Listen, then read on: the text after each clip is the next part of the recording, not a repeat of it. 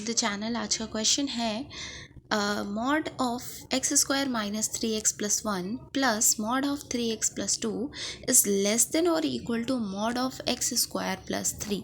तो ये जो क्वेश्चन है इसे हमें सॉल्व करना है एंड x की रेंज बतानी है, उसकी वैल्यू कहाँ से कहाँ तक वेरी कर सकती है वो हमें बताना है।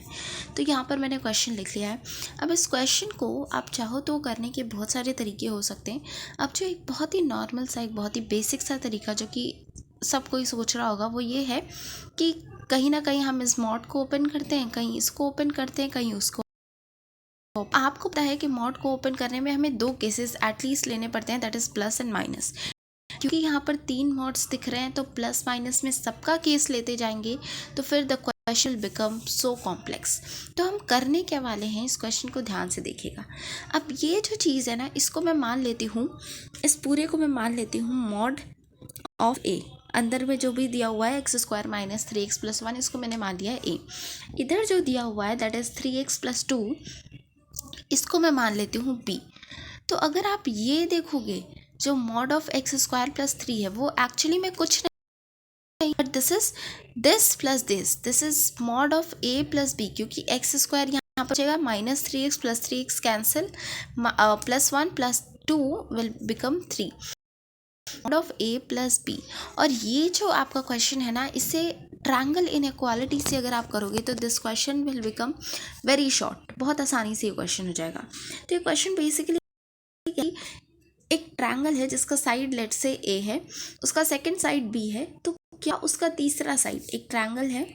मैं आपको रफ में पहले समझा देती हूँ कि लेट से एक ट्रायंगल है ये इस तरीके से, ये दूसरी साइड है और ये तीसरी साइड है। तो ये इस साइड को हम, ये साइड हो गई मॉड बी, और ये जो तीसरी साइड है इसे ही हम कह रहे हैं mod of a plus b. तो ट्रायंगल की प्रॉपर्टी से हमें पता है कि मॉड ए प्लस बी यानी दो साइड का सम, ट्रायंगल के किसी भी दो साइड का सम तीसरे के या तो इक्वल या तो उससे बड़ा होता है। यानी ट्रायंगल के जो बेसिक ट्रायंगल का कॉन्सेप्ट होता है उससे हमें ये पता है कि mod A plus mod B must be greater than और equal to mod A plus B, तभी ये ट्रायंगल फॉर्म हो पाएगा। और इस तरीके के क्वेश्चन को जो अभी हम डील कर रहे हैं हमेशा ट्रायंगल इनइक्वालिटी से ही करते हैं। ठीक है, तो यहाँ पर हमारे पास कुछ इस तरीके से इक्वेशन आ गया।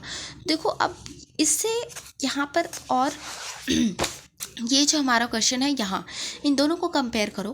कंपेयर करने पे हमें क्या दिख रहा है कि यहाँ पर ये कह रहा है कि क्या दो साइड का सम तीसरे से छोटा हो सकता है। तो छोटा तो कभी नहीं हो सकता, तब तो वो ट्रायंगल बनेगा ही नहीं। ठीक है, तो क्या एक तो छोटा हो सकता है, क्या तो छोटा नहीं हो सकता। ठीक है, तो ये वाला ऑप्शन तो हमारा चला गया।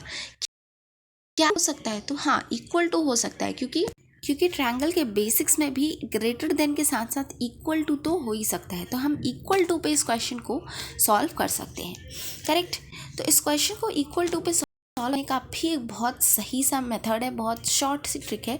अगर आपको कभी भी ऐसा कुछ दिखे, अब सीधा बन गया। ठीक है, mod A plus mod b is equal to a plus b. Less than का साइन क्यों हटा दिया, क्योंकि हमें पता है लेस देन तो ये कभी भी नहीं होगा, कभी भी किसी पे भी वैल्यू नहीं होगी।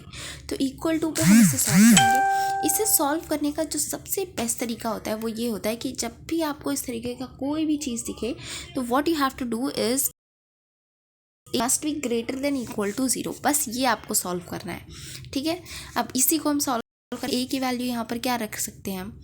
तो अब ये चीज़ जो थी, इतनी चीज़ ये आपको समझनी थी केवल। ठीक है, इसमें कोई अभी तक हमने कोई क्वेश्चन सॉल्व नहीं किया, अभी तक हमने क्वेश्चन को कैसे, अब ये एक बार हम समझ गए तो ये क्वेश्चन सॉल्व करना बहुत ही आसानी से हम सीख लेंगे। X square minus 3x plus 1 into 3x plus 2 must be greater than equal to 0। अब बस इसे सॉल्व करना है तो मल्टीप्लाई कर देते हैं, cube plus 2x square minus 9x square minus 6x plus 3x plus 2 will be greater than equal to 0। तो इसे सिंपल कर लेते हैं, 3x cube minus 7x square minus 3x plus 2 greater than equal to 0। अब एक तो काम आप ये कर सकते हो कि या तो ये क्यूबिक इक्वेशन बन गया, इसे सॉल्व करो जैसा कि हम करते हैं, पहले हिट एंड ट्रायल से एक रूट निकाल लो, फिर उसको जैसे हम क्यूबिक रूट को सॉल्व करते हैं उस हिसाब से इसमें वैल्यूज़ पुट करके फैक्टर्स वगैरह निकाल के करो।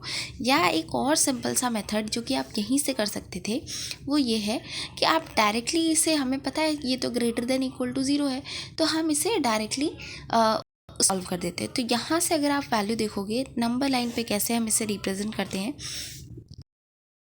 निकालोगे ना, तो इसके रूट्स कितने आ जाएंगे, हमें दिया हुआ है x square minus 3x plus 1, D की वैल्यू हो जाएगी माइनस बी, मतलब x की यहाँ पर डायरेक्ट x से निकाल लेते हैं, प्लस माइनस अंडर रूट में b square minus 4ac upon 2a।